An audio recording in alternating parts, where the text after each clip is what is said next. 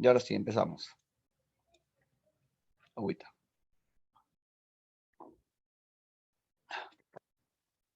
¿Qué es el clasicismo?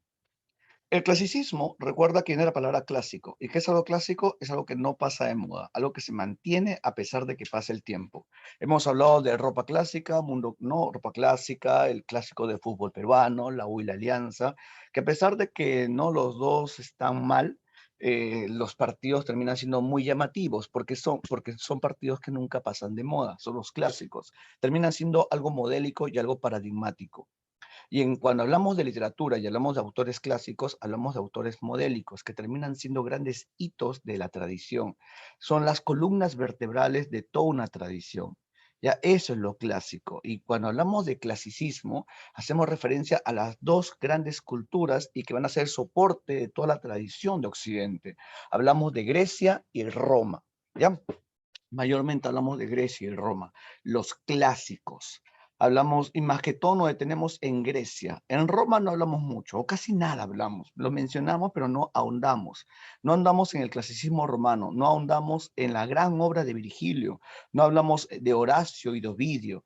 Tan solo de alguna u otra manera no se le menciona. Como San Marcos ya no pregunta, es por eso que no hablamos de la Eneida, ¿no? Esa gran epopeya de Virgilio que nos cuenta sobre la genealogía que va, no, bueno, la genealogía no, sino la formación de la estirpe, ¿no? Que va a fundar Roma. Claro, el poema nacional de Roma, así es, Francisco. Ya no hablamos de eso. No hablamos de la gran, ¿no? Eneida, que nos cuenta la gesta heroica de Eneas. Nosotros nos situamos más que todo en Grecia, hablamos de Grecia y mencionamos a dos autores, hablamos de Homero y hablamos de Sófocles. ¿Por qué? Porque es lo que nos pide San Marcos. Hablamos de Homero y de Homero mencionamos dos obras. Hablamos de la Ilíada y la Odisea. La Ilíada, la gran epopeya de Homero que tiene como mensaje, porque también hay una interpretación muy interesante, que la vida es como una lucha, que para poder obtener la mayor dignidad uno tiene que enfrentar, no lo que está frente a sí.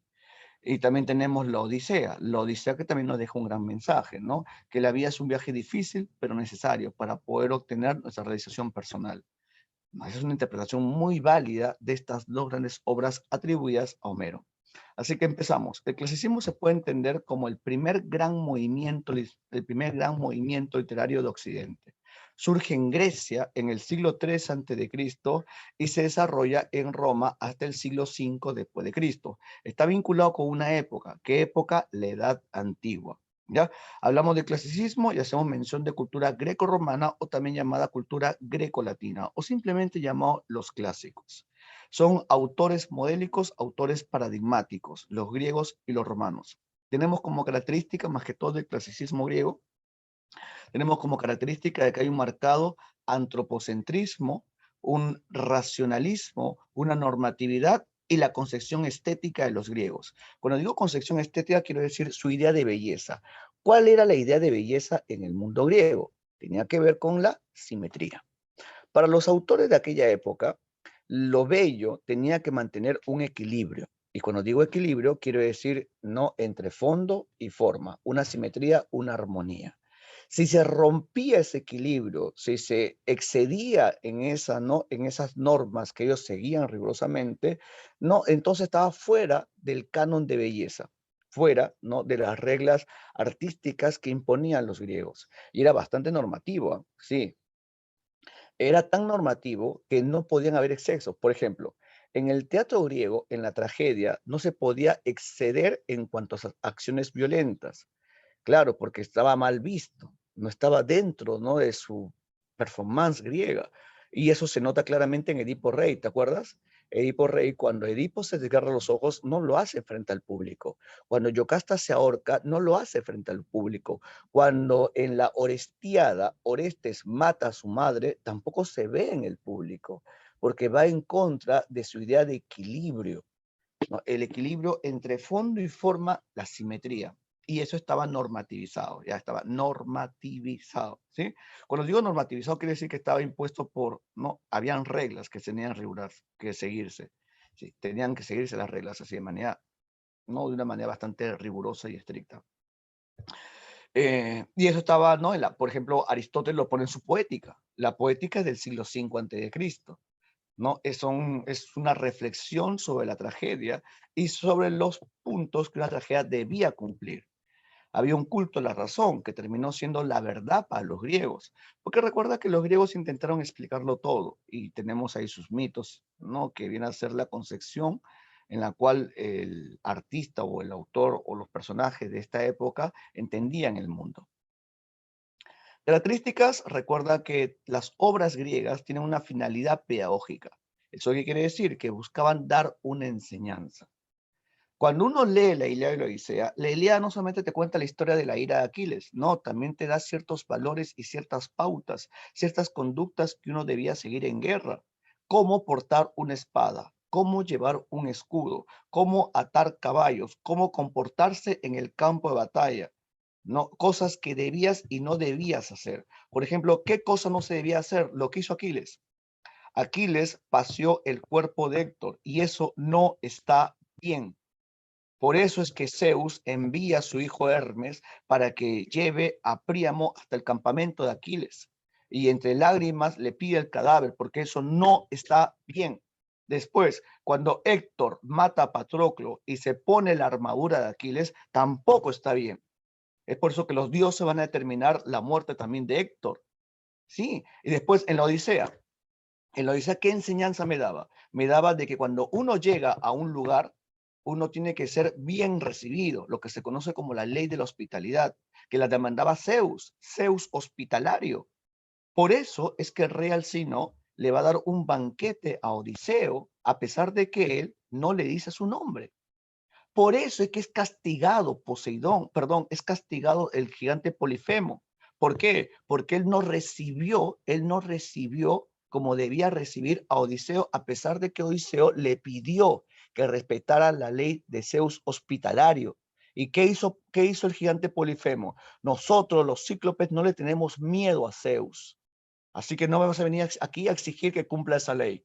¿No? Y empieza a comerse a los hombres de Odiseo. Por eso es que está bien, ¿no? La acción que hizo Odiseo de dejarlo ciego. Pero ¿por qué fue castigado? Porque también cometió un exceso, Odiseo. ¿Qué exceso cometió Odiseo?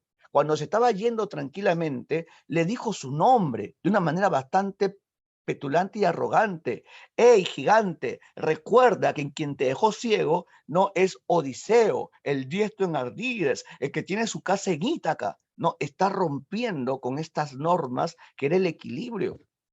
Claro, se autodoxió, ¿no? Se autodoxió este Odiseo. Le dio todo su código IP, ¿no? Claro, porque le dijo quién era, de dónde era, ¿no? Hasta claro, le dio la contraseña de su YAP y todo lo demás. Más monstruo hizo, ¿no? Como te dije, ¿no? Y antes era todo, ¿no? Era, una persona mostraba buenos valores si se sabía de memoria la Ilíada. En serio, habían personas no de gran dinero que a sus hijos, para poder mejorar su conducta, los matriculaban en estos centros estudiantiles para que ellos aprendieran a recitar de memoria la Ilíada de Homero, la Odisea de Homero. Por eso es que hay toda una tradición. Claro, el más pulco te la cantaba. Canta, oh diosa, la cólera del Peli de Aquiles, cólera infame que llevó al Hades almas de hombres valientes. ¿No? Así canta, así empieza la Ilíada. Cuando Homero, otra característica interesante también, cuando Homero compuso la Ilíada, Homero no lo hizo de la nada. No es que un día Homero se despertó y dijo, bueno, gente, hoy voy a contar una historia que se me ocurrió. No, no, no, no. Lo que hace Homero es rescatar historias que pertenecían a una época anterior a la suya. Sí, lo que hace Homero es recoger toda una tradición anterior a él. Sí, Homero empieza a cantar y a contar los hechos de una época llamada la Edad Heroica. Ya, la Edad Heroica. Eso hace Homero. Ya, Homero canta las grandes hazañas de una época llamada la Edad Heroica, porque hace mucho tiempo he hablado de la gran ciudadela de Troya, donde mucha gente peleó, ¿no? Y Troya, a pesar de que no querer ser invadida por los aqueos de gran rango, Troya les hizo frente y no se dio hasta que uno de los más grandes guerreros aqueos se amargó. ¿Y quién fue este? Aquiles. Y nos cuenta la gran hazaña de Aquiles, pero más que Aquiles, Héctor, porque Héctor ni siquiera tenía una cuota divina. Héctor era un simple mortal y a pesar de que era un simple mortal, le hizo frente a Aquiles y defendió de la forma más valiente a su ciudad, porque su cargo se lo requería, porque él no era cualquier hombre, él era príncipe de Troya, el brazo armado de esta ciudad. Y Héctor cayó, y Héctor cayó. Mortales enfrentándose a dioses, dioses enfrentándose a mortales, dioses enfrentándose entre dioses. Es genial, es por eso que la Ilíada es tan genial, es tan genial. Es como que los dioses juegan ajedrez y nosotros los seres humanos seamos sus piezas. Hay un marcado antropocentrismo. ¿Qué quiere decir ese antropocentrismo? De que como punto de referencia van a tomar al hombre. El hombre va a ser el eje de su mundo. Los dioses tenían cualidades humanas, virtudes humanas, defectos humanos. El punto de referencia eran los hombres. Ya hay un marcado antropocentrismo y ese antropocentrismo se ve en el antropomorfismo de los dioses. La importancia, y también algo genial es que los griegos se basan en sí mismos. O sea, los griegos no imitan a nadie. Los griegos simplemente rescatan su propia tradición. Homero, cuando compuso la Ilíada, se basó en historias de ¿no? De su nación. Homero recoge tradiciones de la antigua Grecia. Eso es genial. ¿Por qué? Porque los demás movimientos van a surgir en oposición o van a surgir no como una revaloración. En cambio, los griegos no. Los griegos se basaron en sus propias instituciones. Por eso que se habla de un claro carácter formativo, ¿no? De la cultura griega. Es genial, ¿ya? Sí, originales a mil, originales a mil. Claro, pero es una adaptación de sus propias historias, ¿ya? Y esto, como te dije, ¿no? Profe, ¿a qué se refiere con fondo y forma? El fondo es el contenido de lo que trata, el tema, ¿no? Y la forma tiene que ver con la estructura. Si uno lee a los griegos, vamos a encontrar de que su lenguaje tampoco es tan elevado. O sea, te cuento sobre hazañas. O sea, hay momentos en los cuales van a contar sobre un hecho épico y es ahí donde se eleva el lenguaje. ¿Ya? A eso se refiere. Fondo y forma. Mantener el equilibrio. Es lo que hablaba del carácter formativo. Mira esta parte de acá. Lee conmigo. Punto 1. Ha ejercido una gran influencia en la literatura occidental. Cuando digo occidental, quiero decir Europa, ¿ya? Una gran influencia en la literatura occidental. Hemos hablado de que hay movimientos que van a imitar a los griegos y a los romanos. ¿Quiénes son los que imitan a los griegos y romanos por primera vez? El Renacimiento. El Renacimiento. ¿Quiénes son los que imitan a los griegos y romanos por segunda vez? El neoclasicismo. Ya el neoclasicismo. Y así van a ver más, van a ver más. Ya van a tomar referencias, ¿no? A los griegos, a la mitología clásica. Y justo lo que te comentaba, ¿no? El carácter formativo de la cultura griega. Punto número 2. Posee un carácter originario, o sea, es bastante original.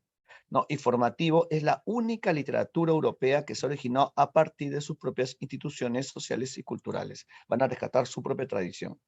Y también van a influir en las artes, la filosofía, en la historia, ¿no? Periodos del clasicismo griego, como te dije, solamente de Grecia vamos a hablar, ¿ya? El primer periodo se va a llamar el periodo jónico, el segundo periodo se llama el periodo ático y el tercer periodo se llama el periodo helenístico o también llamado el periodo alejandrino. Nosotros vamos a hablar de los dos primeros periodos, el periodo jónico o también llamado como tu amigo en la academia, arcaico, ¿ya? Jónico, arcaico o formativo, ¿ya? Sí, periodo jónico. La próxima semana vamos a hablar del segundo periodo. Vamos a hablar del periodo clásico o también llamado periodo ático o es el mejor momento de la cultura griega, también conocido como la etapa de esplendor, ¿ya? Periodo jónico. Aquí está, mira. Mira esta línea de tiempo, ¿ya? ¿Puedes reconocer a Homero? Homero está acá. Homero está acá. Homero vivió en esta época, en el siglo 9 y 8 antes de Cristo. Acá dice ANE. ¿Eso qué quiere decir? Antes de nuestra era. ANE es como decir antes de Cristo. ¿Ya? Y Homero vivió entre el siglo 9 y el siglo 8. ¿Por qué el alejandrino no? Ah, porque San Marcos no nos pide. Pues. Vamos simplemente a ahondar en los puntos que San Marcos nos pide. Por eso que tampoco hago clasicismo romano. ¿Ya? Necesito mencionarlo para que lo conozcan, pero no vamos a ahondar. ¿Ya? Homero, como te dije, Homero vivió entre el siglo IX y el siglo VIII antes de nuestra era. Y mira esta parte de acá, la guerra de Troya más o menos fue en el siglo XI antes de Cristo. Homero vivió unos cuantos, unos 200, 300 años después de la guerra de Troya. Troya no fue invadida y se hablaba de la gran gesta heroica de esta ciudad que le hizo frente a todo un gran ejército, porque recuerda que no que Troya cuando pelea contra los aqueos hablamos de qué? Hablamos de un montón de reinos de lo que ahora de lo que se conoce como el mundo griego. No, reinos como qué? Tenemos a Esparta con su rey Menelao. Tenemos a los, no, a Tesalia, con, no, con su rey que era Aquiles, los Mirmidones. Tenemos, no, a Micenas, cuyo rey era Agamenón. O sea, un montón de reinos van dispuestos a destruir Troya. Y Troya los recibe y les hace frente. Y la guerra dura 10 años, imagínate, 10 años porque Troya era conocida como la de enormes murallas. Profe, en la romanización, sí, Virgilio no es griego, él es romano. La Troya la indomable, sí, así es. ¿Ya? Y es por eso que estas historias se van a mantener en un imaginario colectivo. ¿Y qué hace Homero? Homero va a recoger estas historias de un imaginario colectivo y Homero las ordena en su cabeza y se pone a cantar. ¿Ya? Homero canta las grandes hazañas de una época anterior que justo que te comenté, la edad heroica. Ya, la edad heroica, ¿sí? Y eso vamos a hablar en un momento. A este periodo también pertenece Hesiodo, también pertenece Esopo, también pertenece Píndaro, pero vamos a hablar más que todo de la épica, porque aquí también surge la lírica. En la lírica tenemos a quién? Tenemos a Safo y Píndaro. A Píndaro, a quien se le considera, ¿no?, el creador de las odas. Después tenemos el segundo periodo. El segundo periodo es conocido como el periodo ático. Profe, ¿por qué se llama ático? Porque la ciudad-estado más importante es Atenas, ¿ya? Periodo ático. En este periodo está Sófocles, está Esquilo, está Eurípides, los más grandes trágicos de la antigüedad. A este periodo también no es el esplendor de la tragedia y la construcción, no, de los grandes anfiteatros por ese muchacho, así es Daniel, llamado Pericles. Pericles, que era un orador y un militar ateniense, que también le gustaban mucho las artes y es por eso que él manda a construir estos grandes anfiteatros que parecen pequeños estadios de fútbol, allá no en la antigua Grecia, que son ¿no?, los lugares en los cuales se representaban estas obras. En la próxima semana vamos a hablar. Y el tercer periodo que te voy a mencionar es el periodo helenístico, también llamado alejandrino o también conocido como la época de decadencia de la cultura griega, porque después va a llegar la invasión de Roma. Aquí tenemos autores como, no, Alejandro, mi padre. Aquí tenemos autores como Menandro y Teócrito, que en comparación a sus antecesores, no, ellos son de menor calidad. ¿Sí? El importante de este grupo es Teócrito. ¿Por qué? Quiero que veas esta parte de acá. Teócrito tiene una obra llamada Idilios. Ya, Teócrito tiene una obra llamada Idilios, que es un poema pastoril que después, más adelante, Virgilio va a recoger y va a hacer sus bucólicas, tomando el modelo griego de Teócrito. Y después, más adelante, ¿no?, en el siglo de oro, en la poesía renacentista, tenemos a Garcilaso de la Vega que hace sus églogas. Las églogas que se basan en Virgilio y Virgilio que se basó en Teócrito. ¿Sí? Vamos con el primer periodo, el periodo jónico, también llamado periodo arcaico. ¿Qué es lo importante de este periodo? Tenemos que saber que en esta época, ¿no?, la ciudad más importante era el pueblo de los jonios, ¿ya? Los jonios, por eso se llama jónico, ¿ya? Los jonios. Es en este periodo también donde surge la épica y la lírica. Y no existía la escritura, ¿no? Por eso es que Homero, que perteneció a este periodo, Homero cantó la Ilíada y cantó la Odisea. Eso tienes que saber. Homero no escribe la Ilíada, Homero no escribe la Odisea, Homero la canta. Él era un poeta que iba de pueblo en pueblo contando historias. Y aquí nos ayuda en lectura ¿Ya? ¿Quién dice yo? ¿Quién quiere leer esta parte de acá? Ya, yo escojo. Aquí no sé yo en la lectura, ¿no? Alison Montalbán, una señorita. Alison Montalbán. Profesor. ¿Cómo estás, Alison? Buenas tardes. Buenas tardes. ¿Qué tal? ¿Qué tal Dubái?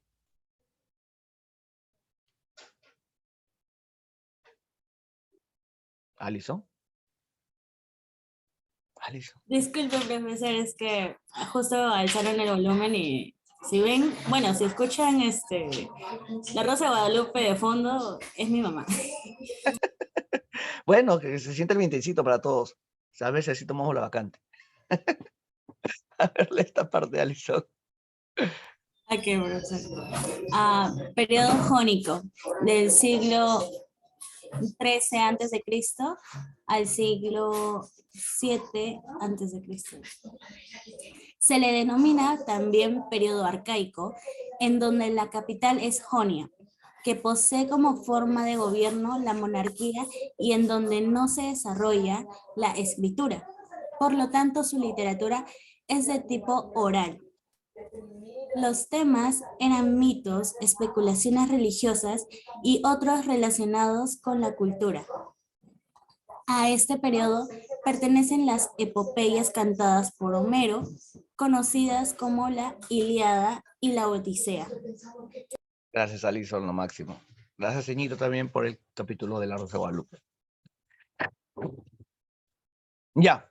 Algo interesante que es compañera es que, recuerda, es en este periodo donde no había la escritura. Y como no había la escritura, entonces es imposible decir de que Homero escribió la Ilíada y la Odisea. Homero no la escribió. Homero la cantó. Homero iba de pueblo en pueblo, de plaza en plaza, contando estas historias. Ya, Homero las recitaba y se las sabía de memoria. Se las sabía de memoria. Y más adelante, sí, más o menos como un orador, ¿no? Y más adelante se va a cuestionar sobre la existencia de Homero. Algunos dicen, no, es imposible, ¿cómo es posible de que una persona pueda saberse de memoria, ¿no? 15.674 versos que era la Ilíada y 12.110 versos que era la Odisea, si lo sumo son más de 27.000 versos. No, una persona normal no puede hacer eso. Disculpa, dijiste normal, Homero era un privilegiado. ¿Ya? Oye, pero ¿qué te pasa? No, sí, y hubo toda una bronca, lo que se va a llamar la famosa cuestión homérica. La cuestión homérica que en el siglo XIX va a tener muchísima fuerza y va a llevarnos a esbozarse muchas teorías. ¿Por qué, profe? Porque en verdad hay muy poca información sobre Homero. Hay muy poca información sobre Homero. Y esos vacíos históricos los lleva a cuestionar sobre la existencia de este hombre. Profe, ¿y para San Marcos? Para San Marcos él existió y él es el autor de la idea de la Odisea. Sí, no tenga problemas. Profe, pero en verdad, así entre nos, profe, ¿una persona puede saberse de memoria todo eso? Sí, sí se puede, porque Homero utilizaba un recurso mnemotécnico. Recuerda que cuando digo recurso mnemotécnico, quiero decir recursos que son ayuda a memoria. ¿Qué usaba Homero? Usaba epítetos. Homero usaba epítetos perifrásicos. ¿Se acuerdan la semana pasada? ¿No? Que Homero, cuando hablaba de un personaje, mencionaba una cualidad de este y de cierta manera anticipaba acciones. Aquiles, el de los pies ligeros. Héctor, el de tremolante casco. Agamenón, el de los ojos de los ojos de perro, ya es otra, ya, ¿no? Atenea, la de los ojos de lechuza, ¿no? Y así, ¿no? Y así va, ¿no? Homero a mencionar ciertas virtudes y cualidades, ¿no? De sus personajes y anticipando acciones, ¿ya? Ese es el gran Homero. Así que para tu examen de admisión, Homero sí compuso la Ilíada, Homero sí compuso la Odisea. Diomedes. De Diomedes, ¿cuál era su epíteto de Diomedes? Diomedes, el que hirió los dioses. ¿Ah?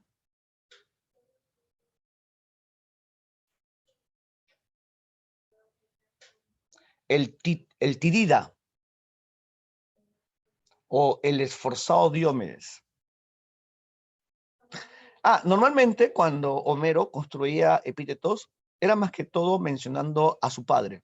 Ejemplo, Aquiles le decía también el Pélida, porque su papá era Peleo, ¿no? A Odiseo le decía el Laertida, porque su papá era Laertes.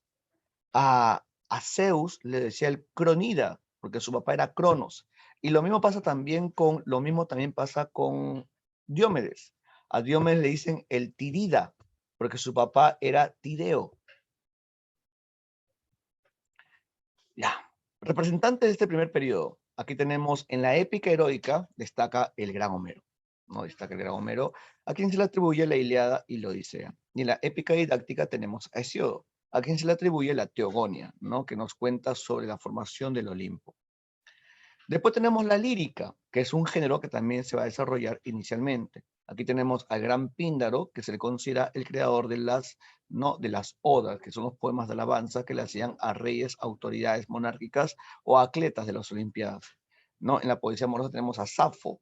Safo que tenía su escuela de poesía en la isla de Lesbos, donde sus alumnas entre sí se tocaban para poder despertar una poesía bastante amorosa y sensitiva.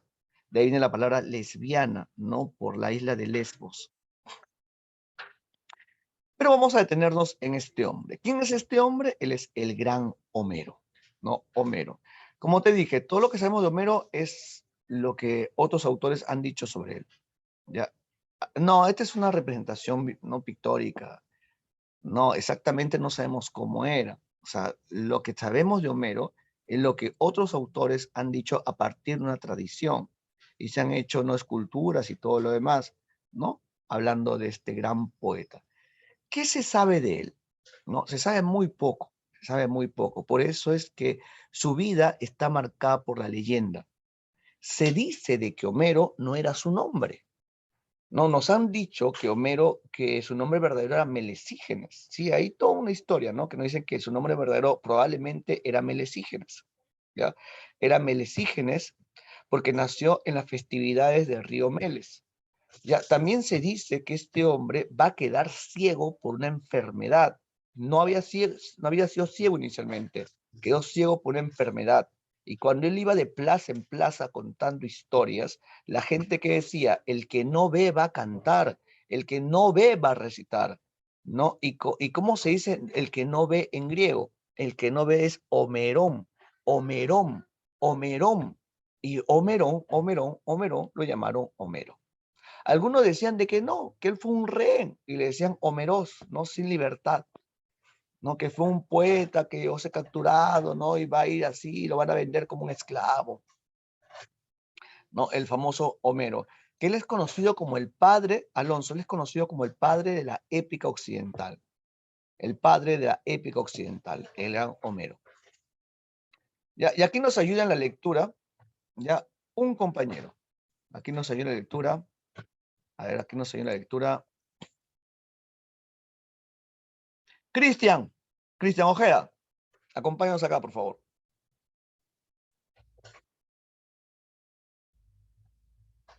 Cristian Fabricio Ojeda Torres.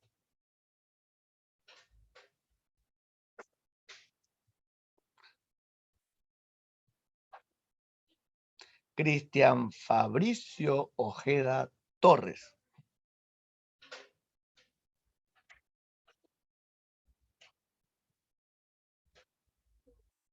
Ya sé que fue, justo se fue al baño, ¿no? Cristian, ¿estás?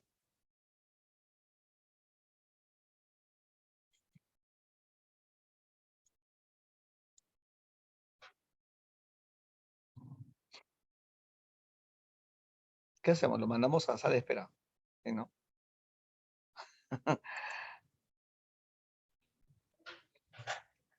Cristian Fabricio, a ver, acompáñanos acá.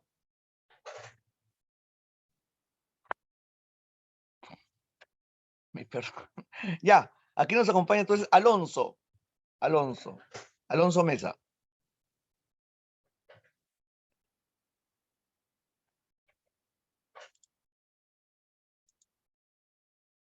Alonso.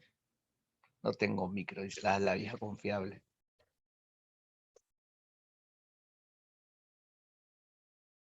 Entonces, al otro Alonso Salazar.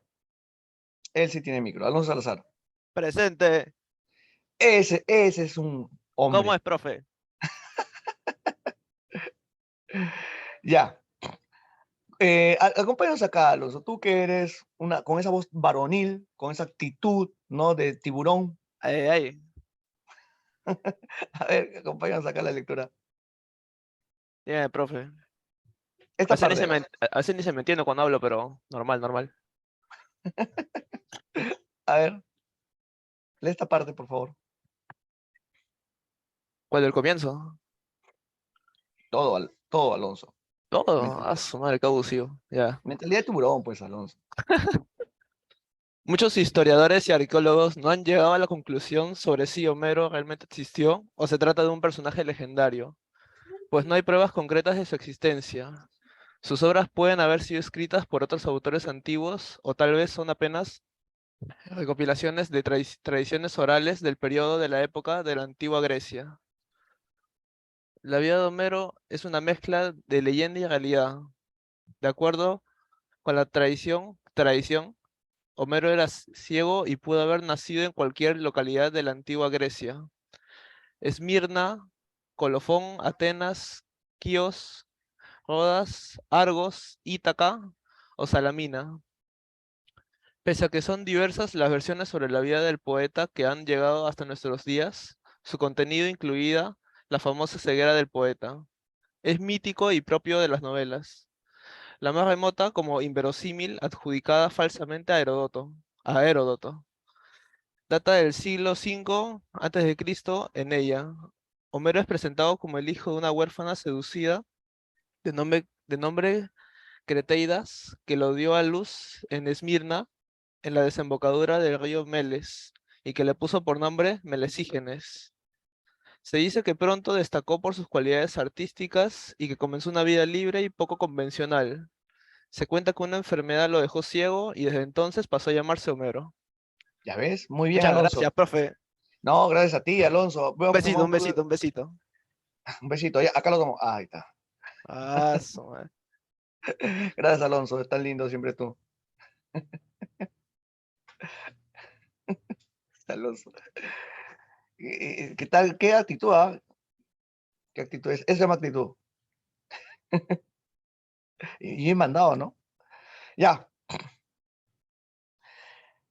Eh, algo interesante que ha leído su compañero es que recuerda, no hay pruebas concretas de la existencia de este autor. Ya todo lo que sabemos está mezclado con la leyenda.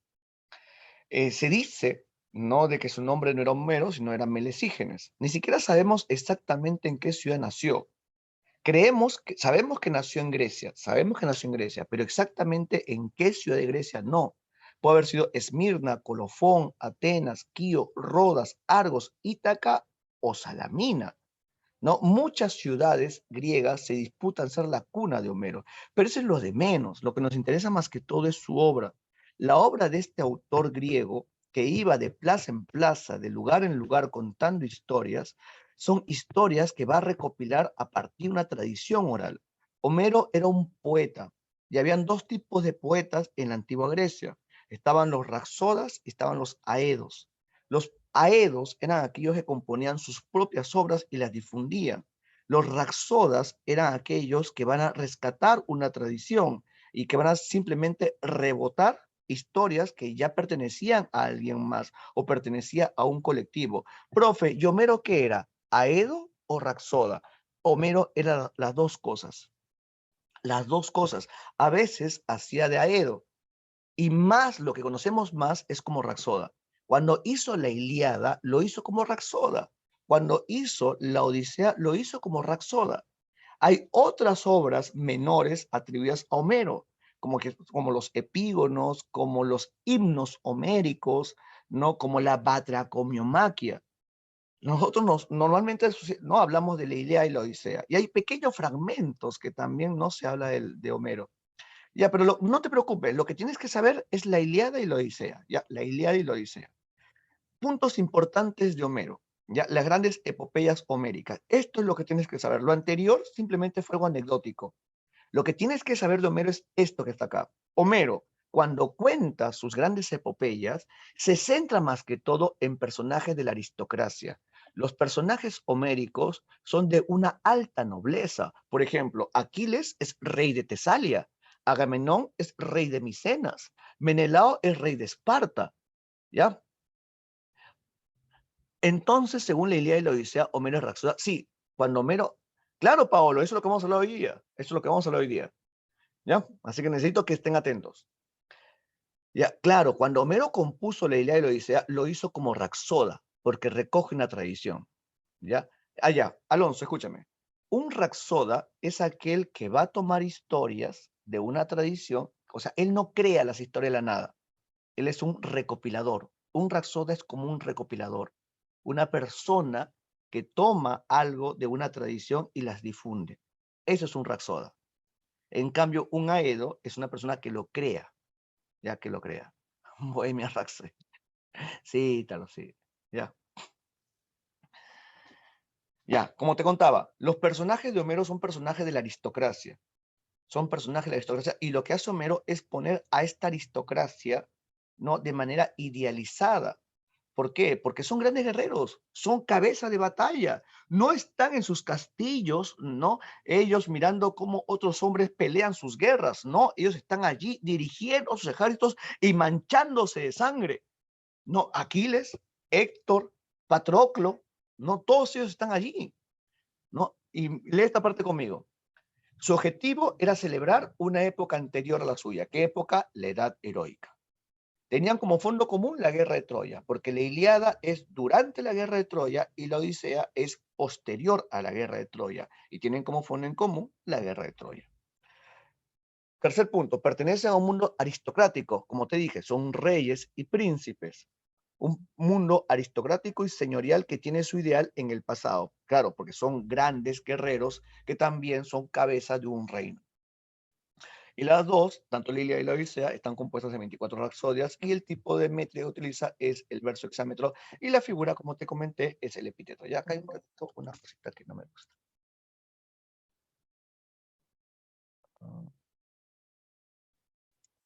Ya, ahora sí. Ya, ahora sí. Uh-huh.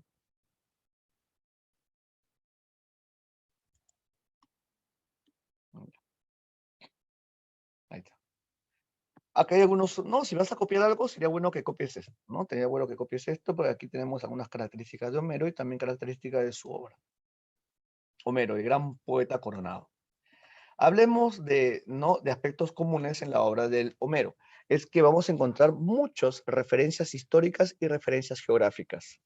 Esas referencias geográficas e históricas hicieron a que un millonario buscara no incesantemente la tierra que Homero mencionaba en la Ilíada, Troya, porque se creía, hasta el siglo XIX, se creía que Troya simplemente era producto de una ficción. Y que este millonario empezó a buscar mapas, a contratar personas y empezó a escarbar y escarbar y escarbar y encontró la ciudad de Troya. Encontró joyas, pensó que eran las joyas de Helena. A su esposa le puso las joyas en su cabeza y le tomó una foto. Encontró un montón de cosas allí y todos pensaban que eran las joyas que le pertenecían, ¿no? En verdad, le tomó la foto. El siglo XIX ya existía la cámara, obviamente blanco y negro, ¿no? Eh, y adivina qué, después se descubrió de que no era Troya. Claro, puedes buscar, pon en internet y pon no las joyas de Helena y pon imágenes, las joyas de Helena.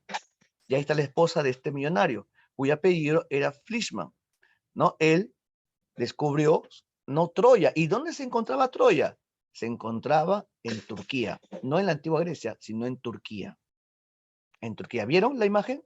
Y adivina qué, la Troya que encontró allí no era la Troya de Homero. Profe, pero era Troya, sí, era Troya, pero no era la Troya de Homero.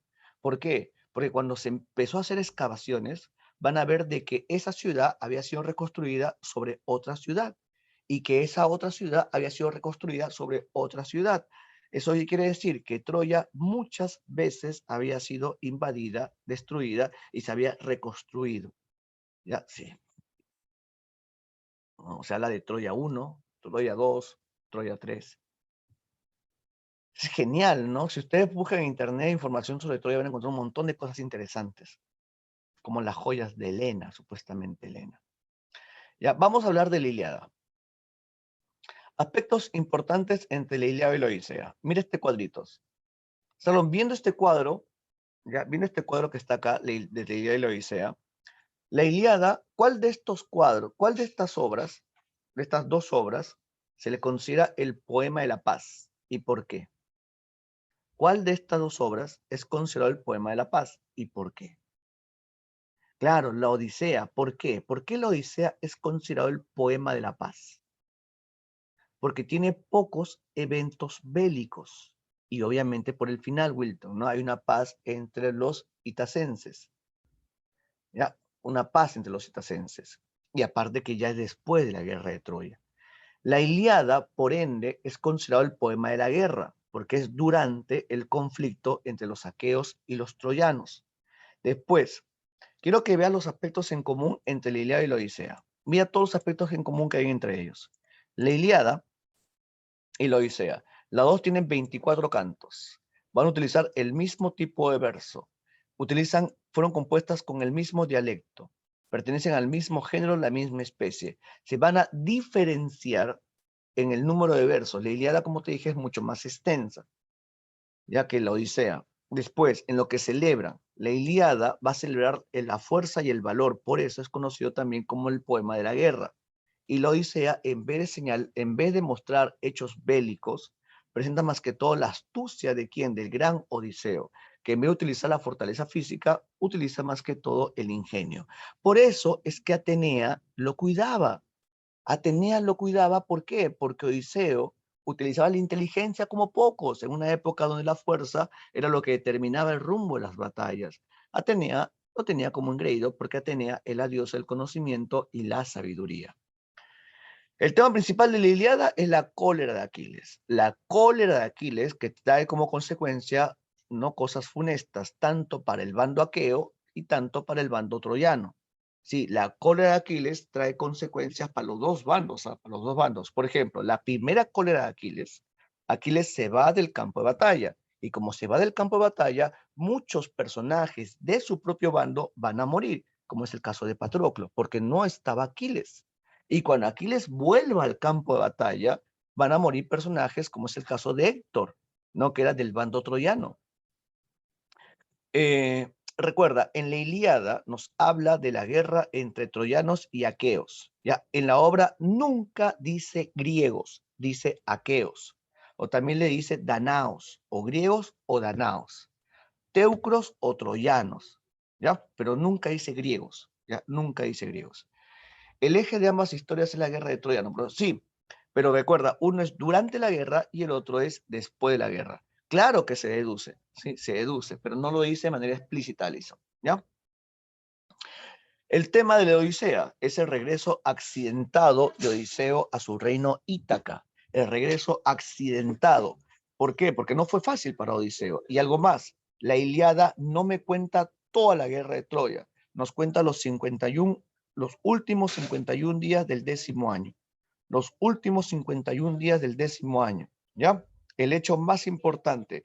¿Qué hecho? La ira a Aquiles. Pues como te dije, si Aquiles no se amargaba, la guerra no terminaba y no había una inclinación hacia uno u otro bando. La Odisea tampoco me cuenta todo el viaje de Odiseo, me cuenta tan solo los últimos 40 días del viaje de Odiseo, ¿ya? Profe, pero ¿cómo me entero yo de las aventuras de Odiseo? Porque Odiseo le cuenta a Rey Alcino. Y eso es una técnica que utiliza Homero. Se llama in media res. ¿Qué significa in media res? Fíjate el chat. Significa en medio de la cosa, en medio del asunto. In media res. A ver, Miss Allison, o sea que sin alguna alternativa San Marcos nos dice guerra entre Grecia y Troya. ¿Cómo? No entiendo la pregunta. Si alguna alternativa San Marcos nos dice ¿Pero le guerra. puedo explicar? A ver, explícame, Alison. Ya. O sea, mi duda es de que como se deduce de que es la guerra entre Grecia y Troya, si en algún momento, por ejemplo, verdadero o falso, ¿no? Que a veces también San Marcos pregunta, nos da un enunciado que se da, bueno, que la Ilíada es la guerra entre Grecia y Troya, se descarta o se puede considerar como verdadero al deducirlo. No, San Marcos no te va a poner Grecia y Troya, te va a poner entre aqueos versus troyanos. Porque hasta el mismo libro de Preta también lo pone así. Ah, ok. Gracias, profesor. Ya, no hay problema. Pregunten, nomás pregunten. Confirma si me vino. Profe, una pregunta. Dime. Si en San Marcos propone la pregunta de ¿en qué obra por primera vez apareció el caballo de Troya? Tengo que poner la Odisea por el recuerdo de Odiseo, ¿no? ¿O no? ¿O hay Podría otra obra ser. antes? No, está bien, la Odisea, porque en la Ilíada no aparece el caballo de Troya. Sí, pero Ya, gracias. no he visto ninguna pregunta así porque termina siendo muy ambigua. Termina siendo muy ambigua. Ok, gracias, profe. Ya, profe, ¿qué era in media res? Significa en medio del asunto, en medio del asunto. Por ejemplo, la Ilíada no me cuenta desde el comienzo hasta el final, sino me cuenta tan solo del momento más importante, in media res, ¿no? En medio de la cosa. Ya, la Ilíada. Vamos con la Ilíada. La palabra Ilíada viene de la palabra Ilión. ¿Y qué significa Ilión? Ilión significa Troya. Así que el título alude a Troya, ¿no? A la gran ciudadela que se defendió de los, ¿no? de los ataques de los aqueos, de todo ese gran ejército convocado por Agamenón. Por eso que Agamenón era conocido como el rey de reyes, ¿no? Rey de Micenas, el pastor de hombres. Aspectos importantes de esta gran obra. Género épico, especie epopeya, 15.674 versos, 24 rapsodias, hexámetro, jónico, ¿no? Ya. Primero, esto necesito que lo sepas. La Ilíada, tanto como la Ilíada y la Odisea, empieza con la invocación a la musa. Sí, Homero invoca a la musa. ¿Por qué? Porque los hombres no son nada sin los dioses. Cuando yo hago algo es porque los dioses lo han permitido. Homero empieza la Ilíada diciendo, canta, oh musa. Y la Odisea también empieza así, canta, oh musa. ¿Quiénes son las musas? Las musas son las hijas de Zeus, las 9 hijas de Zeus que son las artes. Y si yo voy a contar, ¿no? Una obra épica, la musa de la poesía épica ha entrado en mí. Es lo que los románticos van a llamar la inspiración, pero en el mundo griego era la musa. La musa me susurra al oído y lo que yo estoy hablando no es porque yo lo hago, sino porque así los dioses lo permiten, ¿no? Claro, es la musa. Es lo que ahora tu abuelita te dice, ¿no? Ay, hijita, gracias a Dios que estás bien. No, no. Bueno, esa era la creencia, ¿no? Antiguamente le dicen las musas. Sí, la musa. ¿Y quién era esa musa? La musa Calíope. Hay más musas, ¿ah? Pero en este caso, a la que invoca Homero es, no tanto en la Ilíada y en la Odisea, es a la musa Calíope. ¿Sí? Ya, otra cosa más, los dioses van a participar en la guerra de Troya. Los dioses no están de manera insensible, ¿no? O imparcial, no, los dioses son bien parcializados, los dioses van a tomar bandos, están a favor de uno u otro bando. ¿Ya? Y el origen mítico de esta división es la famosa manzana de Eris, ¿no? Eris arroja una manzana, ¿no? Para hacer pelear a 3 diosas, era Atenea y Afrodita, y lo logra, porque esa manzana decía para la más bella, ¿no? Y las diosas, desesperadas en su vanidad, las diosas van a buscar a Paris, y Paris no va a tomar la manzana y se le entrega a Afrodita, y eso provoca la ira de la diosa Hera y de la diosa Atenea. Por eso es que Hera y Atenea están en contra de Paris y todo lo que tenga que ver con Paris. Y Paris es troyano, Hera y Atenea están en contra de los troyanos. No, Afrodita, que tiene que cumplir su palabra porque le había prometido a Paris que si le daba la manzana, ¿no? Iba a darle la mujer más bella. Y Paris le dio la manzana a Afrodita y Afrodita envió a su hijo Cupido y Cupido hizo que la mujer más bella de la tierra, que ya estaba casada, se enamore del príncipe Paris. ¿Y quién era esta mujer? Helena. Es por eso que Helena y Paris van a huir. Pero orgullo de hombre, ¿qué me hace decir?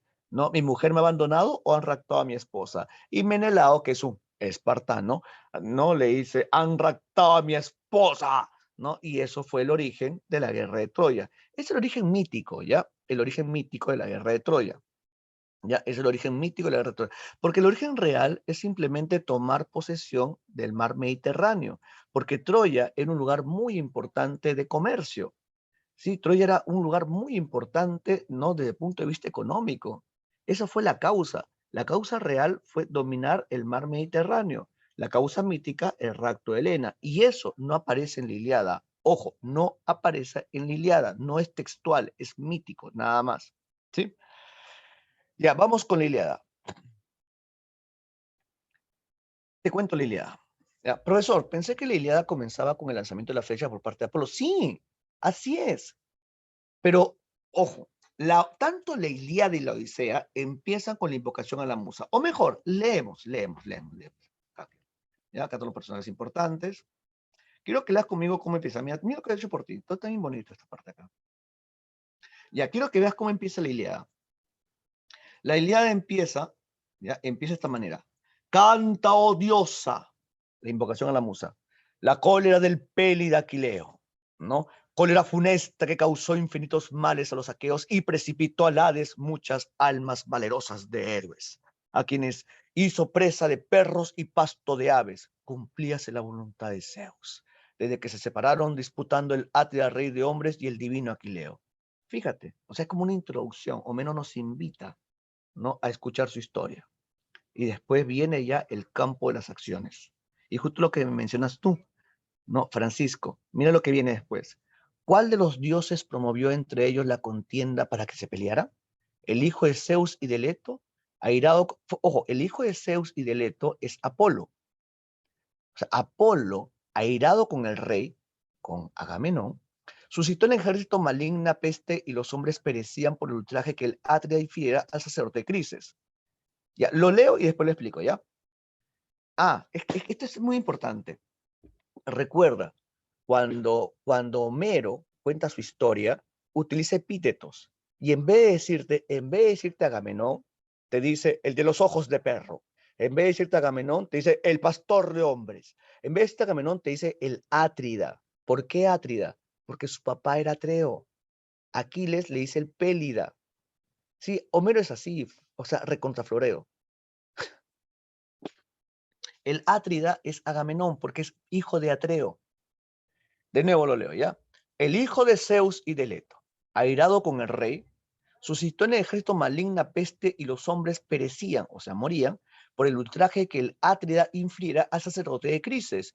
Este, deseando redimir a su hija, habíase presentado en las veleras naves aqueas con un inmenso rescate y las ínfulas del flechador Apolo que pendían el áureo cetro en la mano, y a todos los aqueos y particularmente a los dos Átridas, o sea, Agamenón y Menelao, porque son hermanos, los Átridas, ¿no? Caudillos de pueblos, así les suplicaba, Átridas y demás aqueos de hermosas grebas, los dioses que poseen olímpicos palacios os permitan destruir la ciudad de Príamo y regresar felizmente a la patria. Poned en libertad a mi hija. Fíjate, Crisis, ¿ah? Poned en libertad a mi hija y recibid el rescate venerando al hijo de Zeus, el flechador Apolo. Todos los aqueos aprobaron a voces que se respetase el sacerdote. Fíjate, todos decían ya, oye, Agamenón, ya es suficiente, ya que sea su hija. Y se admitiera el espléndido rescate. Mas el Átrida Agamenón, a quien no plugó el acuerdo, le mandó en hora mala con amenazador lenguaje. O sea, Agamenón lo amenazó. En vez de recibir todo el oro que le estaba dando Crises por su hija,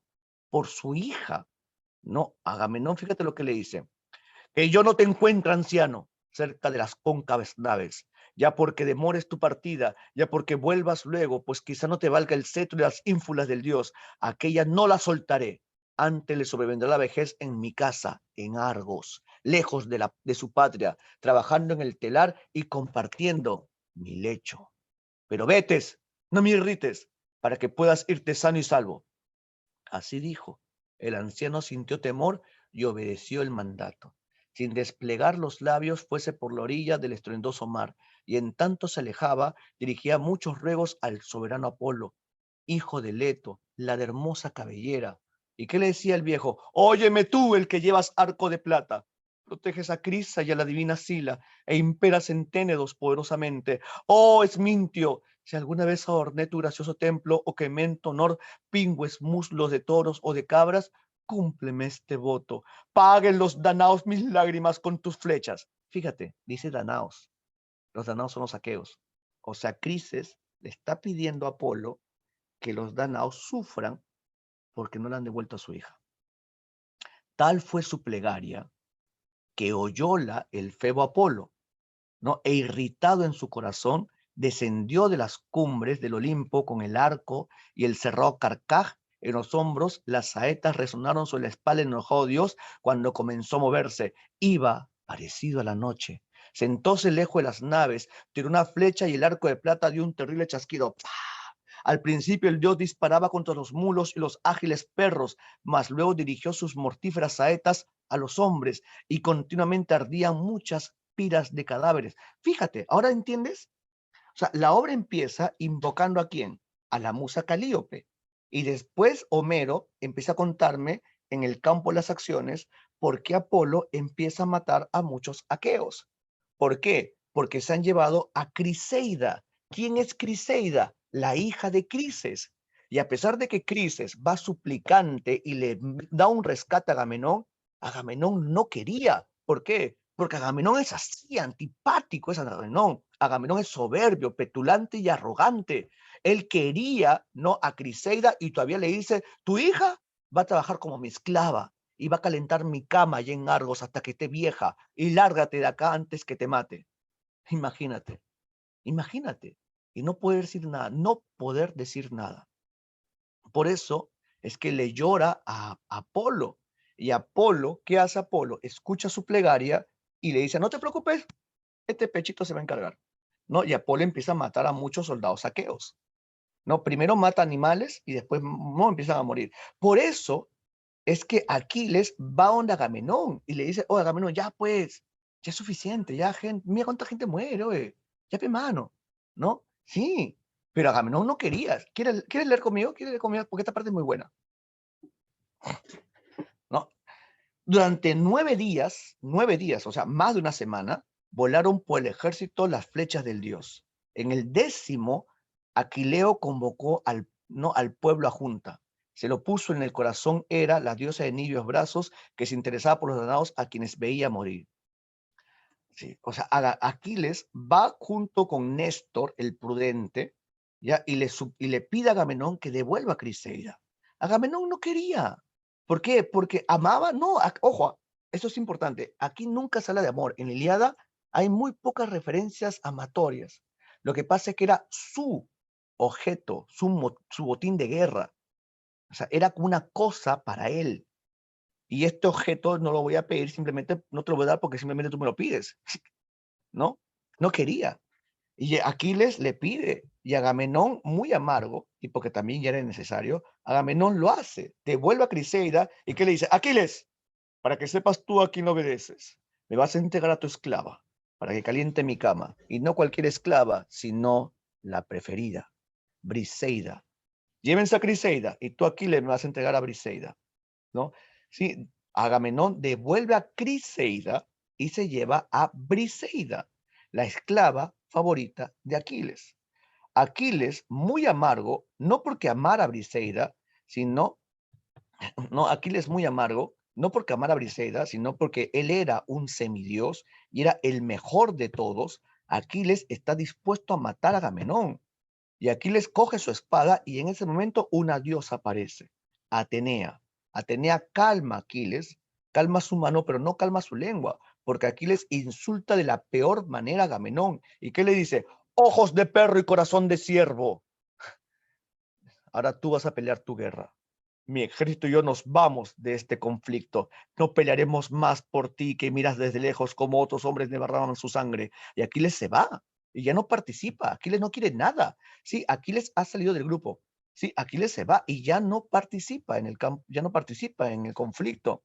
Aquiles y sus hombres, los mirmidones, se van a encerrar en su barco y a pesar de que muchos héroes mueren, ¿no? Ya muchos héroes mueren, a Aquiles no le interesa. Y tanto, pero ojo, date cuenta, el mejor guerrero se ha ido. El ejército aqueo ha sido diezmado. Los troyanos casi ganan la guerra. Los troyanos van a avanzar y van a quemar barcos aqueos. Por eso es que Patroclo, amigo, pata, yunta, brother de Aquiles, le pide por favor que vuelva. Y Aquiles no quería, no quería. Y Patroclo, el amigo, pata, yunta, brother, amante, no, su amiguis, era porque eran todo, tenían una relación así bien estrecha y de vez en cuando se compenetraban.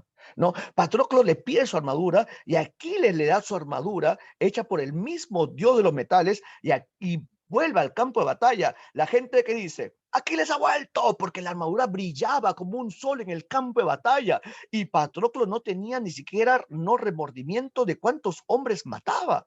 Sí, Patroclo era un desgraciado. Empezaba a herir a muchos hombres y a matarlos y a rematarlos en el campo de batalla. Es por eso que Héctor detiene su carro de batalla y pensando que era Aquiles, se enfrenta a él. Y Héctor, que era mucho mejor guerrero, mata a Patroclo. Y es ahí que todos se dan cuenta de que era el joven Patroclo y no era Aquiles. Y Héctor se lleva la armadura, no, y se la pone. Es por eso que los dioses van a decir, no, está bien, esa armadura no te pertenece. Y van a terminar el final de Héctor. El cuerpo muerto de Patroclo llega hasta donde Aquiles, y Aquiles llora, grita y se lamenta. Tanto va a gritar que sus gritos van a traspasar las enormes murallas de Troya. Los animales se van a esconder, las mujeres van a llorar, los niños van a esconderse bajo sus madres y los hombres se van a acobardar. ¿Por qué? Porque se ha despertado la segunda ira a Aquiles. Aquiles tanto va a llorar que su llanto llega a las profundidades del mar. Y su madre, la ninfa Tetis, porque su mamá era una ninfa marina, una ninfa nereida, ¿no? Ella también se pone a llorar porque el destino de su hijo era morir en campo de batalla y su destino está allí a punto de cumplirse. Y ella, intentando proteger a su bebé, le pide a Hefestos, el dios de las armaduras, que por favor haga otra armadura. Y él, sin dudarlo, porque quería mucho a Tetis, porque ella le había protegido cuando fue arrojado del Olimpo, él le hace y Aquiles vuelve al campo de batalla. Y cuando vuelve al campo de batalla, adivina a quién busca. A Héctor. Héctor, perro cobarde. ¿Quieren leer esta parte conmigo? Vamos a leer esta parte. Cuando ambos guerreros se hallaron frente a frente, dijo el primero, el gran Héctor, el de tremolante casco, y dice, no oiré más de ti, oh hijo de Peleo, como hasta ahora. Lo que pasa es que cuando Héctor ve a Aquiles, Héctor tiene miedo. Siente que su espada le pesa, siente que su escudo le pesa, tiene mucho miedo. ¿Y qué hace Héctor? Héctor corre, y Aquiles va atrás de él. ¿No? Sí, huye por toda Troya, le da vueltas a Troya, porque él sabía que iba a morir, hasta que alguien aparece y le dice, hermano, no huyas, no estás solo, no, yo estaré contigo, yo tomaré tu espada, yo cogeré tu escudo, y luego hacemos un puño contra Aquiles. Sí, y sucede que Héctor, envalentonado, le dice, Aquiles, ya no voy a huir, porque mi hermano y yo estamos aquí frente a ti. No, ¿no es así, hermano? Hermano. Maldita Atenea. Sí, era la diosa Atenea, que había tomado la forma de su hermano menor Déifobo y la había engañado, ¿no? Ay, sí, ¿por qué eres así, Atenea Vadillo? ¿Ya? Ya, bueno. Y no tiene más remedio que enfrentarse. Sí, lee esta parte conmigo, ¿ya? Y le dice, no iré más de ti, oh hijo de Peleo, como hasta ahora. 3 veces di la vuelta, huyendo, en torno a la gran ciudad de Príamo, sin atreverme nunca a esperar tu acometida. Mas ya mi ánimo me impele a afrontarte, ora te mate, ora me mates tú. Qué entusiasta, ¿no? Ea, pongámonos a los dioses por testigo, que serán los mejores y los que más cuidarán de que se cumplan nuestros pactos. Yo no te insultaré cruelmente. Si Zeus me concede la victoria y logro quitarte la vida, pues tan luego como te haya despojado de las magníficas armas, oh Aquileo, entregaré el cadáver a los aqueos. Ora tú conmigo de la misma manera. O sea, fíjate, ¿no? Héctor le dice, oye Aquiles, si yo te mato, tu cadáver se lo voy a entregar a los aqueos, ¿ah? Así que tú también haz lo mismo. Y mira lo que le dice Aquiles. Aquiles, ¿tú crees que Aquiles dice, ¿qué? ¿Qué? ¿No? Mirándolo con torva faz, respondió Aquileo, el de los pies ligeros.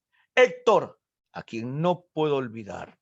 No me hables de convenios. Como no es posible que haya fieles alianzas entre leones y los hombres, ni que estén de acuerdo los lobos y los corderos? Fíjate, le dice corderos, ¿no? ¿Cuándo has visto tú un pacto entre lobos y corderos? ¿No? Oye, corderito. Sino que piensan continuamente en causarle daño a unos y a otros. Tampoco puede haber entre nosotros ni amistad ni pactos, ¿no? Hasta que caiga uno de los dos y sacie la sangre a Ares, infatigable combatiente. Revístete de toda clase de valor, pues ahora te es muy preciso obrar como belicoso y esforzado campeón. Ya no te puedes escapar. Paras, Ateneas, te hará sucumbir pronto, herido por mi lanza, y pagarás todos juntos los dolores de mis amigos, a quienes mataste cuando manejabas furiosamente la pica. Diciendo esto, blandió y arrojó la lanza. Fíjate, Aquiles arrojó la lanza. El esclarecido Héctor, al verla venir, se inclinó para evitar el golpe. Clavóse aquella en el suelo, y Palas Atenea lo arrancó y se la devolvió a Aquiles.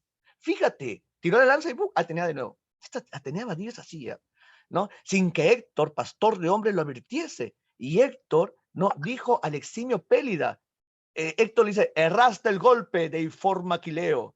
Nada te había revelado Zeus acerca de mi destino, como afirmabas. Has sido un hábil forjador de engañosas palabras, para que temiéndome me olvidara de mi valor y de mi fuerza, pero no me clavarás la pica en la espalda, huyendo de ti. Atraviesa el pecho cuando animoso y frente a frente te acometa, si un dios te lo permite.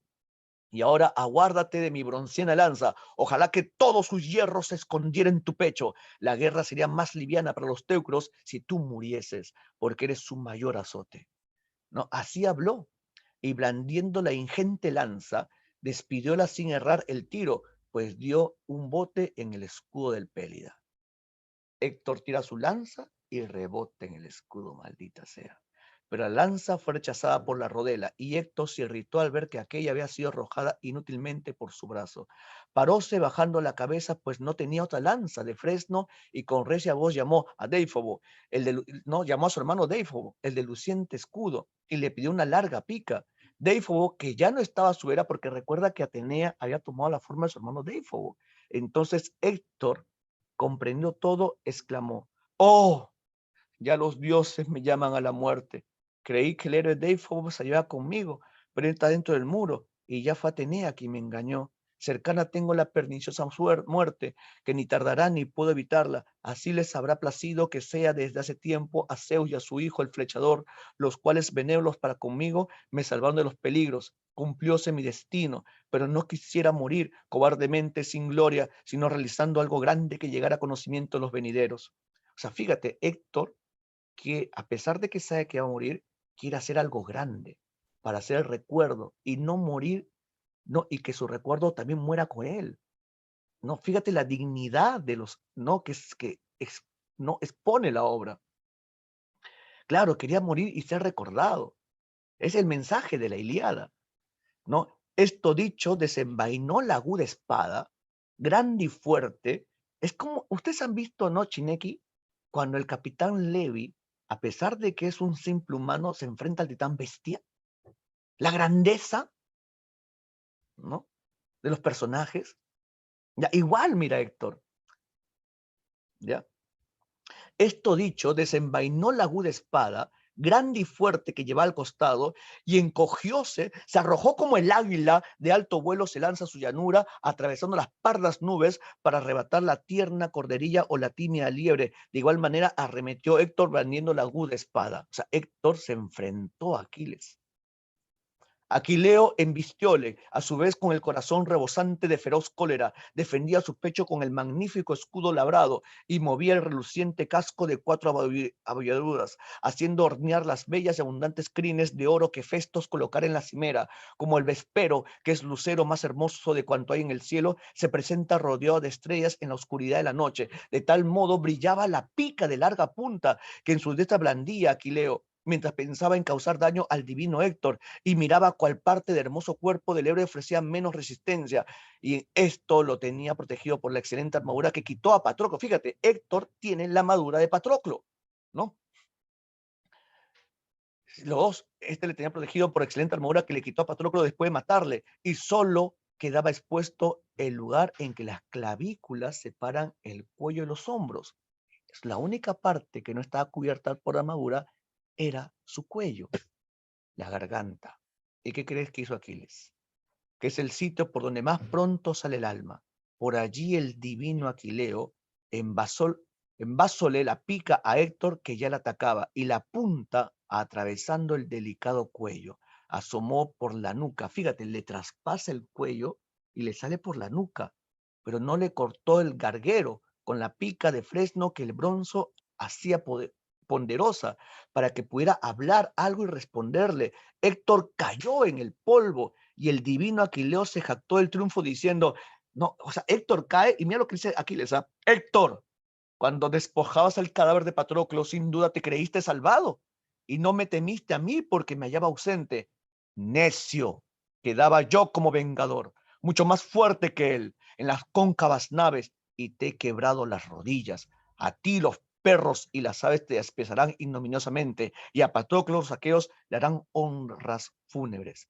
Sí, Aquiles mata de la peor manera a Héctor. Y Héctor en el piso llorando le habla y le suplica que por favor entregue su cuerpo a su padre. Con lánguida voz respondió Héctor el de tremolante casco, te lo ruego por tu alma, por tus rodillas y por tus padres.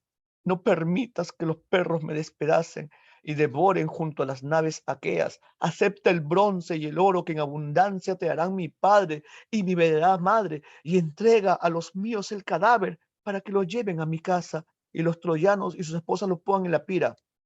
¿Y qué crees que hizo Aquiles? Mirándolo con torvaz faz, le contestó el de los pies ligeros. No me supliques, perro, por mis rodillas ni por mis padres. Ojalá el furor y el coraje me incitaran a cortar tus carnes y comérmelas crudas. Quisiera comérmelas crudas. ¿Tales agravios me has inferido? Nadie podría apartar de tu cabeza a los perros, aunque me den 10 o 20 veces el debido rescate y me prometan más, aunque Príamo de Dárnida ordene redimirte a peso de oro, ni aún así la venerada madre que te dio a la luz te pondrá en su pecho, en su lecho para llorarte, sino que los perros y las aves de tu rapiña destrozarán tu cuerpo. Y Héctor le seguía hablando. Bien te conozco, y no era posible que te persuadiese, porque tienes en el pecho un corazón de hierro. Guárdate de que te traiga sobre ti la cólera de los dioses, el día en que Paris y Febo Apolo te hagan perecer. No obstante tu valor en las puertas de Eseas. Fíjate, a Héctor lo maldice. Paris, y adivina que más adelante Paris lo mata. Le dijo su muerte.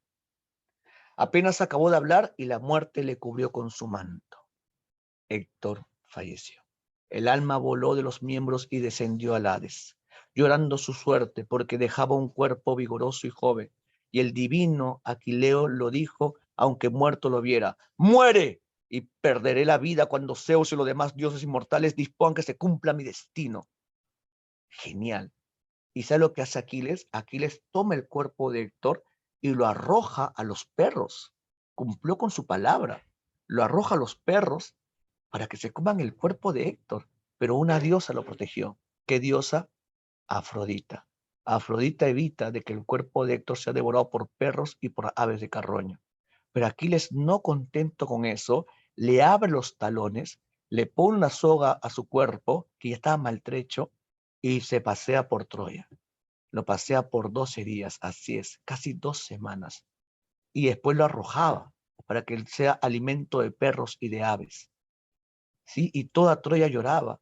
El viejo Príamo no tenía lágrimas con que llorar a su hijo, al más amado de todos. A pesar de que tenía 50 hijos y 50 hijas, Héctor era el más amado, el que iba a tomar su corona, el que iba a reinar sobre todos.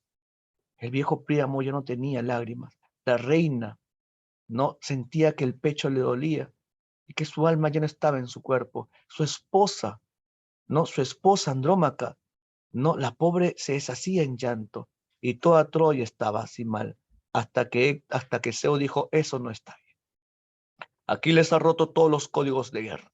Es por eso de que Héctor envía a su hijo Hermes, no para que lleve a quién, para que lleve al Príamo no a pedir el cuerpo de su hijo. ¿Quieren leer esta parte de acá? Esta parte también es sublime.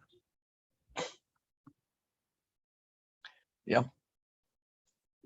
Tras hablar así, se alejó hacia el vasto Olimpo Hermes, y Príamo saltó de los caballos a tierra y dejó allí a Ideo, que esperaba guardando los caballos y las mulas. Fíjate, Príamo, junto con un criado, ha sido llevado por Hermes ante el campamento de Aquiles. El anciano fue derecho a la casa donde Aquiles, caro a Zeus, residía. Lo halló dentro, sus compañeros estaban sentados aparte, y solo dos, el héroe Automedonte y Alcimo, retoño de Ares, se afanaban en presencia suya presurosos. Acababa de llegar el alimento. Después de comer y beber, la mesa aún estaba puesta al lado. Entró el alto Príamo sin que ellos lo notaran. Se paró cerca y estrechó las rodillas de Aquiles y le besó las manos terribles y homicidas que tantos hijos suyos había matado. Fíjate, Príamo besó las manos del asesino de su hijo, como cuando una densa ofuscación apresa al hombre que mata en la patria a una persona, y y llega a un pueblo extraño ante un hombre acaudalado, y el estupor invade a quienes lo ven, y así de estupefacto se quedó Aquiles al ver al Deífomo Príamo. También los demás intercambiaron estupefactos sus miradas, claro, pues, porque están comiendo, han terminado de comer, y en eso alguien entra, se arrodilla y le besa las manos. Y Aquiles se queda así, ¿quién es este? No, y en eso ve a Príamo y se queda, ¿no?, anonadado. También los demás intercambiaron estupefactos sus miradas. Príamo le dirigió una súplica diciendo esas palabras. ¿Y qué le dijo? Aquiles, acuérdate de tu padre, semejante a los dioses, que tiene mi misma edad, ¿no? Claro, Príamo es rey de Troya, es el rey de Troya. Acuérdate de tu padre que tiene mi misma edad y está en el funesto umbral de la vejez. También a él los vecinos que habitan alrededor sin duda lo tormentan y no hay quien aparte de él lo ruina y el estrago, la ruina y el estrago. Sin embargo, aquel, mientras sigo oyendo que tú estás vivo, se alegra en el ánimo y espera cada día ver a su querido hijo que vuelva de Troya. Pero mi desdicha es completa. He engendrado los mejores hijos en la ancha Troya y de ellos afirmo que ninguno me queda. No le quedan hijos, ¿no? 50 tenía cuando llegaron los hijos de los aqueos. 19 me habían nacido de un único vientre y otras mujeres habían alumbrado en el palacio a los demás. A la mayoría el impetuoso Ares les ha doblado las rodillas y el único que me quedaba, el único hijo que me quedaba y protegía la ciudad y a sus habitantes, hace poco lo has matado cuando luchaba en defensa de la patria, a Héctor. Por él he venido ahora a las naves de los aqueos para rescatarlo de tu poder y te traigo inmensos rescates. Respeta a los dioses, Aquiles, y ten compasión de mí por la memoria de tu padre. Yo soy aún más digno de piedad y he osado hacer lo que ningún terrestre mortal hasta ahora, acercar a mi boca la mano del asesino de mi hijo, ¿no? Así habló y le infundió el deseo de llorar por su padre. O sea, Aquiles, cuando escuchó eso, tuvo ganas de llorar. Le tocó la mano y retiró con suavidad al anciano. El recuerdo hacía llorar a ambos. El uno, al homicida Héctor, lloraba sin pausa, postrado ante los pies de Aquiles, y Aquiles lloraba por su propio padre, y a veces también por Patroclo, y los gemidos se elevaban en la estancia. En cuanto el divino Aquiles estuvo ya satisfecho del llanto, y este deseo se alejó de sus entrañas, de sus miembros, se levantó de su asiento y ayudó al anciano a incorporarse, apiadado de su canosa cabeza y de su canoso mentón, y elevando la voz le dijo estas palabras: desdichado, cuánta desgracia ha soportado tu corazón. ¿Cómo te has atrevido a venir solo a las naves de los aqueos para ponerte a la vista del hombre que a muchos y valiosos hijos tuyos ha despojado de hierro de tu corazón? Pero Ea, siéntate en este asiento. Los dolores, no obstante, dejémoslo reposar en el ánimo. A pesar de nuestra aflicción, nada se consigue con el gélido llanto que hiela en el corazón, pues lo que los dioses han hilado para los míseros mortales es vivir entre congojas, mientras es tan exento de cuitas. Dos toneles están fijos en el suelo umbral de Zeus. Uno contiene los males y el otro los bienes que nos obsequian. A quien Zeus, que se deleita con el rayo y le da una mezcla, unas veces se encuentra con algo malo y otros con algo bueno, pero a quien solo da miserias lo hace objeto de toda afrenta, y una cruel aguijada lo va azuzando por la límpida tierra, y vaga sin el aprecio ni los dioses ni los mortales. Así le pasó a Peleo. Los dioses le pidieron espléndidos regalos de su nacimiento. Sobre todas las gentes descollaban en dicha y en riqueza. Era soberano de los mirmidones, y a pesar de ser mortal, hicieron esposa suya a una diosa. Aquí Aquiles está contando sobre su papá. Mas la divinidad también le procuró una desgracia, pues no tenía en el palacio descendencia de hijos herederos de poder. Un solo hijo engendró destinado a la muerte prematura, y ni siquiera lo cuidó en su vejez, porque muy lejos de la patria me hallo, en Troya, procurando duelos para ti y para tus hijos, también de ti, anciano. Antes oíamos decir que eras dichoso en el palacio comprendido entre Lesbos, sede de Mácar, por mar y Frigia, y el ilimitado Helesponto por arriba, en tierra firme. Sobre todos, anciano, dicen que descollabas en hijos y riquezas, pero desde que los hijos de Urano te trajeron esta calamidad, luchas y homicidios rodean sin ser tu ciudad. Aguanta y no te lamentes sin descanso de tu ánimo. Nada conseguirás por mucho que te atormentes por tu hijo. No lo resucitarás y puede que antes sufras otra desgracia. Le respondió entonces el anciano Príamo: no me ofrezcas asiento, criatura de Zeus. Mientras Héctor yace en tienda insepulto, y libéralo cuanto antes para que yo lo contemple con mis ojos. Acepta el rescate cuantioso que te traemos, que disfrutes de él y regreses a tu patria, ya que para empezar me has dejado seguir viviendo y contemplar la luz del sol. Y mirándolo con torva voz, y replicó Aquiles, ¿y qué le dijo? No me provoques más ahora, viejo. Yo mismo he decidido liberar y darte a Héctor. De Zeus me ha llegado un mensajero. La madre que me dio el ser, la hija del marino anciano, también me dio cuenta en mis mientes, Príamo, y no se me escapa que un dios te ha traído a la veloces nave de los aqueos. Un simple mortal, aún en plena juventud, no osaría venir al campamento, pues ni eludiría los guardias ni las trancas de esas puertas podría desplazar fácilmente. Por eso, no me remuevas ahora más los dolores del ánimo.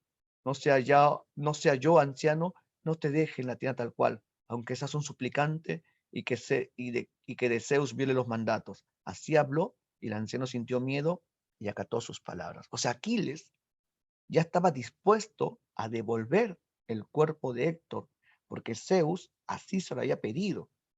Y Zeus, para apresurar eso, envió a Hermes para que Príamo vaya, ¿no?, donde Aquiles. Pero Aquiles, recuerda que tiene un ánimo muy furioso. Y Aquiles, ¿qué le dijo? Anciano, ya no sigas pidiéndome, porque ya mi madre y Zeus me habían pedido. Y Aquiles devuelve. Pero sí, no le permite ver el cuerpo de Héctor, porque el cuerpo de Héctor está destrozado. Lo que hace Aquiles es pedirle a unos esclavos, no, que bañen el cuerpo de Héctor, y también se pone a llorar. ¿Por qué? Porque le pide perdón a su amado Patroclo, porque va a devolver el cuerpo del hombre que juró destruir, ¿no? Sí, esta parte de acá también es bien, es genial. Y acá está el viejo Príamo, ¿no? Llorándole a Aquiles. El rey de Troya, la ciudad que nunca había caído, ¿no? El rey de Troya, el hombre que nunca se había doblegado, el rey de Troya, ahora está allí, ¿no? Ahora está allí arrodillado, suplicante, besando la mano del hombre que mató a su hijo. El Pélida, cual león, saltó fuera de la casa hacia la puerta.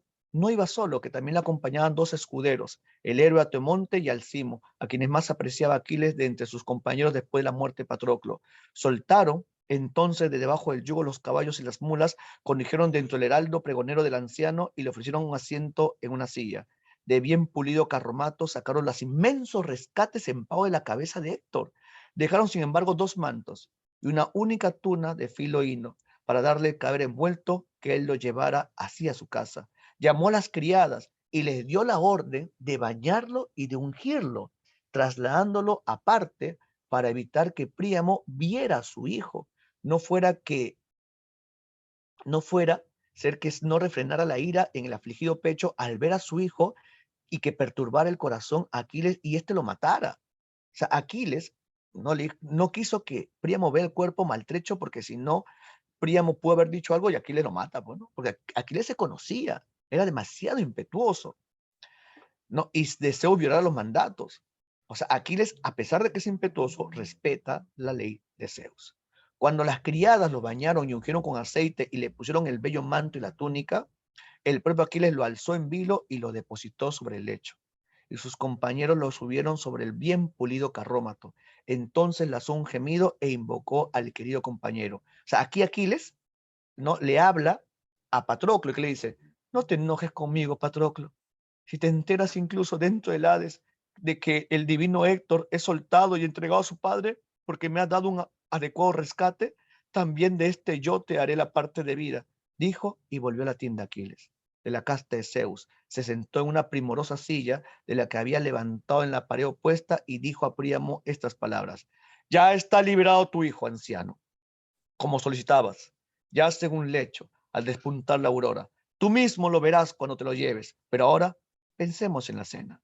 También Níobe, la de hermosos cabellos, se acordó del alimento, aquella Níobe de la que 12 hijos se le murieron en el palacio, 6 hijas y 6 hijos en plena juventud. A estos los mató Apolo con los disparos del argenteo arco irritado contra Níobe, y la Sagitaria Artemisa, aquellos, por haber pretendido igualarse a Leto, la de bellas mejillas. Decía que ésta solo había alumbrado a 2 y que a ellas muchos, pero aquellos, aún siendo solo 2, a todos hicieron perecer. 9 días estuvieron yaciendo muertos, sin que hubiera quien los enterrara. En piedras, Acronión había mudado a la gente, pero al 10º los enterraron los dioses, Dios, hijos del cielo. Entonces fue cuando se acordó el alimento, agotada de llorar. Fíjate lo que está haciendo Aquiles. Aquiles le está contando una historia a Príamo. Le está diciendo que acuérdate de comer. No, vamos a comer, es importante. Está cumpliendo la ley de Zeus. Recibir a tus invitados con una comida. Ser un buen anfitrión. No dejar de que se vayan insatisfechos. Es la ley de Zeus hospitalario. La ley de Zeus hospitalario. Así que si alguna vez llegas a la casa de alguien, no, ¿qué le vas a decir? Demando la ley de Zeus hospitalario y que te inviten comida, porque si no la cólera de los dioses va a caer sobre ellos. ¿Sí? Yo hago cada rato eso. Cuando no tengo que comer en mi casa, me voy a buscar mis patas. Claro, Príamo lo aceptó, tenía que aceptarlo. Sí. Y cuando le devolvieron a su hijo, ¿no? Cuando le dieron a su hijo, ¿no? Este se lleva, acá está, ¿no? Esta es la parte cuando ya enterran a Héctor. Esta es la parte final ya, ¿no? Esta parte también es bien triste, ¿ya? Esta ya es la parte final de la obra. Dentro ya del magnífico palacio pusieron el cadáver en un torneado lecho e hicieron sentar a su alrededor cantores que entonaron el treno. Estos cantaban con voz lastimera y las mujeres respondían con gemidos. Y en medio de ellas, Andrómaca. ¿Quién es Andrómaca? La esposa de Héctor, la de nibios brazos, que sostenía las manos, la cabeza de Héctor, matador de hombres, dio comienzo con las lamentaciones exclamando, ¿qué dijo Andrómaca? Escucha lo que dice, esposo mío. Saliste de la vida cuando aún eras joven y me dejas viuda en el palacio. El hijo que nosotros, infelices, hemos engendrado es todavía un infante y no creo que llegue a la juventud. Antes será la ciudad arruinada desde su cumbre, porque has muerto tú, que eras su defensor, el que la salvaba, el que protegía a las venerables matronas y a los tiernos infantes. Pronto se las llevarán en las cóncavas naves y a mí con ellas. Y tú, hijo mío, o me seguirás y tendrás que ocuparte en viles oficios, trabajando en provecho de un amo cruel, donde algún aqueo te cogerá de la mano y te arrojará de lo alto una torre, muerto horrenda, irritado porque Héctor le matara al hermano, el padre o el hijo, pues muchos aqueos mordieron la vasta tierra a manos de Héctor. No era blando tu padre en la funesta batalla, y por esto le lloran todos en la ciudad. Oh Héctor, has causado a tus padres llanto y dolor indecibles, pero a mí me aguardan las penas más graves. Ni siquiera pudiste antes de morir tenderme los brazos desde el lecho, ni hacerme saludables advertencias que hubiera recordado siempre, de noche y de día, con lágrimas en los ojos. Ni siquiera me abrazaste, ¿no? Pobre Andrómaca. Esto dijo llorando, y las mujeres gimieron, y entre ellas Hécuba empezó su lamento. ¿Quién es Hécuba? La mamá. Escucha lo que dice la mamá.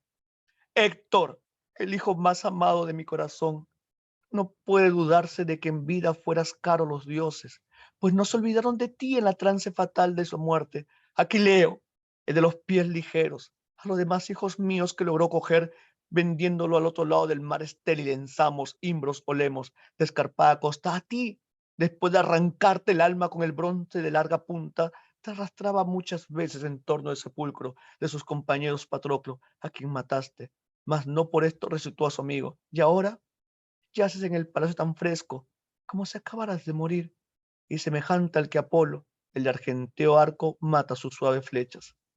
Mas así se descubrió la hija en la mañana. Eos, de rosados dedos, congregóse en torno a la pira ilustre de Héctor, y cuando todos se hubieron reunido, apagaron con negro vino la parte de la pira que la llama había alcanzado, y seguidamente los hermanos y los amigos, gimiendo y corriendo las lágrimas por las mejillas, recogieron los blandos huesos. O sea, Héctor fue quemado. O sea, después de que lo quemaron, recogieron el cuerpo de Héctor, sus huesos, recogieron los blancos huesos y los colocaron en una urna de oro, envuelto en fino velo de púrpura. Depositaron la urna en el hoyo que cubrieron con muchas y grandes piedras, amontonaron la tierra y erigieron el túmulo. Habían puesto centinelas por todos lados para vigilar si los saqueos de hermosas grebas los atacaban. Levantado el túmulo, volviéronse y reunieron después en el palacio del rey Príamo, alumno de Zeus. Celebraron el espléndido banquete fúnebre y así celebraron las honras de Héctor, domador de caballos. Y así termina la Ilíada. ¿No? Gran obra. Que fíjate, como te había comentado, nos muestra muchos valores que se respetaban en la antigüedad. Valores en el campo de batalla y valores fuera del campo de batalla. Ahora ya entiendes por qué se dice de que esta obra tiene un carácter pedagógico, por qué esta obra muestra la dignidad de los hombres, y todo esto lo memorizó Homero.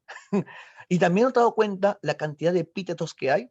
Héctor, el matador de hombres, el domador de caballos, el de tremolante casco, ¿no? Andrómaca, la de los nibios brazos, ¿no? Príamo, el alumno de Zeus, también le dicen, ¿no? El padre de muchos hombres. Tenía 100 hijos, no tenía tele.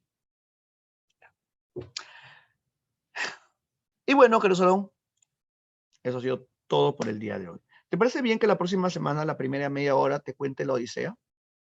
La primera media hora te cuento la Odisea, ¿sí? Para que no quede nada vacío, ¿ya?